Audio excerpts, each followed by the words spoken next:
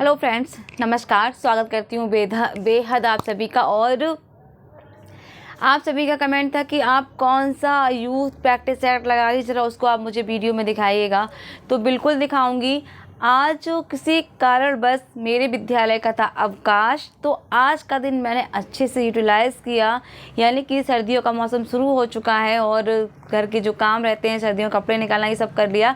उसके बाद लगा कि आज अच्छा मौका है अपनी पढ़ाई को अच्छे से करने का। तो कोशिश ये थी कि घर का काम बाद में होगा, पहले अपना काम होगा। तो वही कोशिश किया मैंने, वही काम किया भी। सबसे पहले मैंने अपनी पढ़ाई को प्रायोरिटी दी, उसके बाद मैंने घर के कामों को देखा। क्योंकि भाई हमें पता है, यदि पेपर 40 दिन नहीं 40 दिन से आगे भी जाता है, चलो 40 का हम 60 दिन कर लेते हैं, 60 का हम 65 दिन कर लेते हैं। कुल मिला के ये चीज़ तो क्लियर हो चुकी है कि हाँ भाई पेपर तो होने वाला है ही, पेपर तो होगा ही होगा। तो यहाँ पर जब पेपर होगा तो सोच लिया कि भाई अब तैयारी, यानी कि जल्दी ही होगा, भले हमारे पास 2 से 3 महीने हो, 4 महीने हो। तो कुल मिला के यही आज क्या, जिस दिन से ये पता चला है कि 40 दिन के अंदर पेपर होने वाला है, तो उस दिन से मैंडेटरी बन गई। अब कुछ भी हो, फर्स्ट प्रायोरिटी देनी तो अपनी किताबों को ही देनी है, और बाद बाकी काम थोड़े बाद में हो जाएंगे तो चलेगा। तो आज थोड़ा समय मिल गया, क्योंकि वही मैंने कहा कि 8 से 3 का समय होता है, अपने लिए बिल्कुल टाइम नहीं निकल पाता है। आज थोड़ा बहुत टाइम अच्छे से अपने लिए निकाल लिया, अपनी किताबों को दिया। हालांकि टच कभी ख़त्म नहीं हुआ किताबों से, भले ही बीच में पेपर हुए ना हुए। 21 के बाद ये सोच लिया था किताबों से पीछा नहीं छुड़ाना है कैसे भी। अगर मैं कभी बताई हूँ मैं पहले भी कि अगर मैंने किताब भी नहीं छुई है तो मेरा यूट्यूब जो भी क्लास है मैं लगा के रख लेती थी और वो चलती रहती थी, मैं अपना सुनती रहती थी। कभी कभी होता है ना कि किताब देखने का मन नहीं करता, ये लगता है कि बस कुछ ऐसा हो जो मेरे कानों में आवाज़ जाती रहे और हम उसको सुनते रहें। तो ऐसा भी मैंने बहुत बार किया है, अधिकांश मैंने बहुत करती भी हूँ ऐसा ही कि कोई क्लास अच्छी लगती है और कुछ चीज़ें ऐसी होती है तो मैं चला के रख लेती हूँ और सुनती रहती हूँ। तो यहाँ पर जो टच है वाकई में पढ़ाई का, यदि जब छूट जाता है क्रम तो बहुत दिक्कत होती है। प्लस पॉइंट मेरे साथ ये है कि मैं अभी टीचिंग में भी हूँ, और टीचिंग में मेरे पास 9 से 12 क्लासेस हैं। तो मैं उन क्लासों की पढ़ा रही हूँ, CBSE पैटर्न है, तो काफ़ी कुछ नया उसमें सीखने को भी मिलता है, और मिला भी है और मैंने सीखा भी है।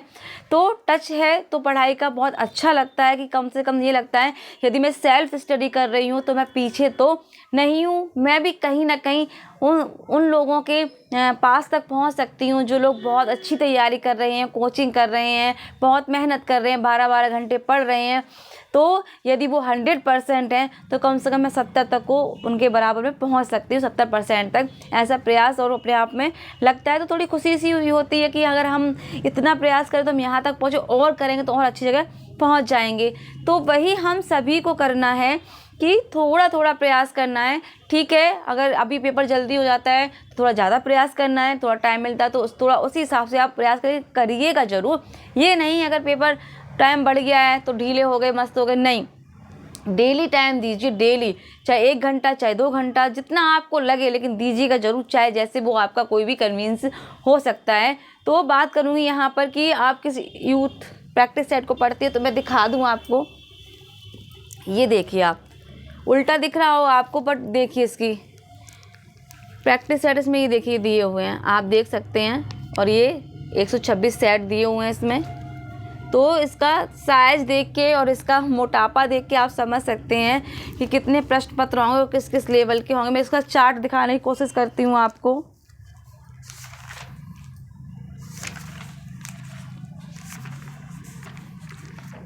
इसमें जो एग्ज़ाम दिए हुए कहाँ कहाँ से आते हैं प्रश्न, वो सभी मैं दिखाने की कोशिश करती हूँ।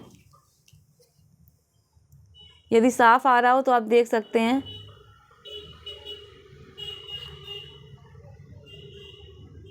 तो काफ़ी अच्छे प्रश्न हैं और विस्तृत रूप से दिए हुए हैं।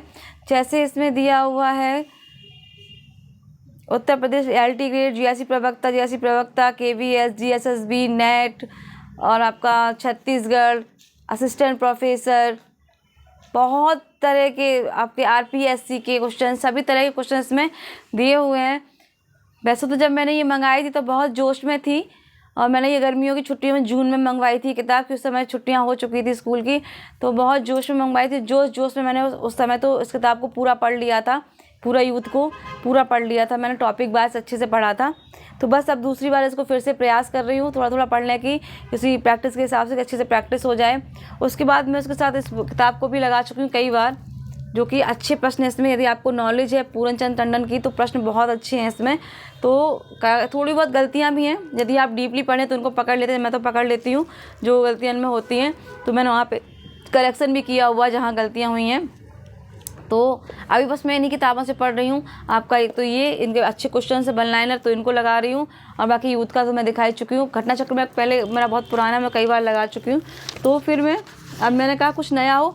और एक चीज़ मैं आपको बताऊँगी कि हर किताब में ऐसे ही नहीं मंगवाती हूँ, जब मैं 4 बार खुद से तसल्ली कर लेती हूँ, पूछ लेती हूँ कि मुझे लेनी चाहिए कि नहीं लेनी चाहिए।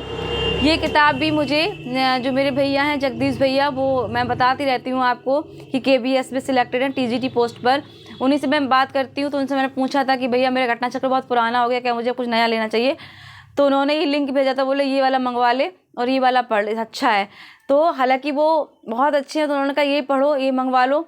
तो भाई फिर मैंने कहा कि भैया बोल रहे हैं तो उनकी जानकारी नॉलेज अच्छी, क्योंकि वो इलाहाबाद में रहे हैं और सर वगैरह के पास उनका रहता है, तो उनको पता रहता है क्या बेस्ट है क्या नहीं। तो फिर मैंने कहा ठीक है, तो फिर मैंने ये मंगवाई थी, उसमें पूरी पढ़ ली। अब फिर से इसका रिवीजन कर रही हूँ, काफ़ी अच्छा है। आप ये मत सोचिए कि ये मैम पढ़ रही है तो यही बहुत अच्छा, ऐसा कुछ भी नहीं है।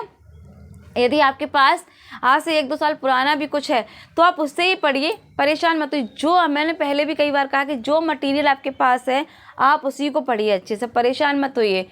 तो भटकिए मत। यदि आपको लग रहा है कि मेरे पास सफिशिएंट है, मुझे नया कुछ नहीं है, तो मत लीजिए, जितना है आप उतना ही पढ़िए। क्योंकि मैंने अभी हाल फिलहाल कुछ भी ऐसा नया नहीं लिया है। मेरे पास केवल यही मैंने प्रैक्टिस सेट मंगवाया था, वो भी जून में मंगवाया था।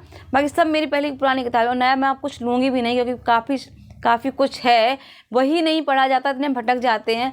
तो अभी तो समय यही है कि थोड़ा लेकिन सॉलिड और अच्छे से पढ़िएगा, परेशान बिल्कुल नहीं होइए। जितना कंटेंट है आपके पास, चाहे आपके नोट्स हैं, मैं बताती रहती हूँ, आपके प्रैक्टिसर जो भी है आप बस उन्हीं को पढ़िए, उन्हीं पर ध्यान दीजिए। लेकिन हाँ, एक चीज़ आपको ज़रूर करनी है, डेली आपको 1 से 2 घंटे ज़रूर देने हैं, चाहे वो मेरी तरह जॉब में हो, घर में हो, गृहस्थी में, कैसे भी हो, आपको समय देना ही है हर हालत में।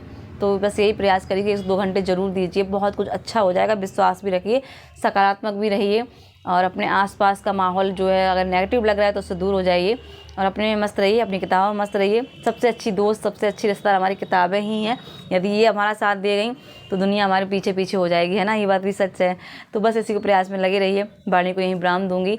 बात अच्छी लगी तो लाइक सब्सक्राइब तो बनता है बिल्कुल, और चैनल को सब्सक्राइब भी कर लीजिए, लाइक भी कर दीजिए, और अच्छा लगे तो कमेंट ज़रूर कीजिएगा। और वीडियो देखने के लिए आप सभी का बहुत बहुत धन्यवाद। नमस्कार, जय हिंद, जय भारत।